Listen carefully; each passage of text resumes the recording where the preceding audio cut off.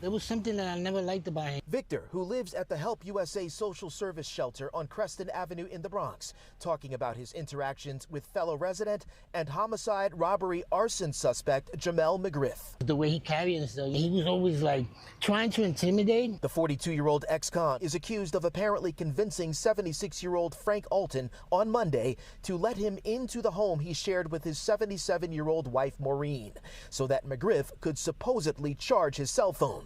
But police say McGriff instead tied the retired senior to a pole in the basement, stabbed him multiple times, and then set the house on fire. The couple's son, a responding FDNY paramedic, among the first to arrive, and then discovered his parents' bodies inside the charred home. I seen him. Police say McGriff returned to the Bronx the next day, Tuesday, to trade in 2 cell phones for cash at a nearby check cashing store.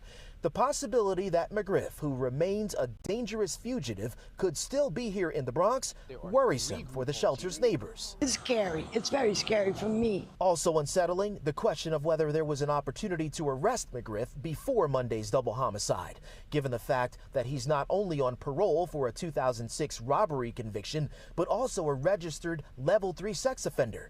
According to a criminal complaint obtained by Pix 11 News, McGriff failed to register this Creston Avenue shelter as his official address when he moved here last year, which technically amounted to a parole violation. Another question, should McGriff have been sent back to prison for that violation? That did not happen, and records show McGriff successfully did complete his required sex offender check-in last month. He is also wanted by the NYPD for 2 other recent robberies committed in Manhattan, one in July and one in August of this year. It is also unclear exactly when, during the last few months, the NYPD identified McGriff as a Manhattan robbery suspect. If investigating detectives ever came to this shelter to look for McGriff, and whether his parole officer was ever notified McGriff was a suspect in a new criminal case, and if so, when. A spokesperson for the Help USA managed shelter tells us it was not aware of Jamel McGriff's parole violation. We also requested comment from the New York State Department of Correction and Community Supervision, which manages parole. We did not receive a response in time for this report. In the Bronx, Jay Dow, Pix 11 News.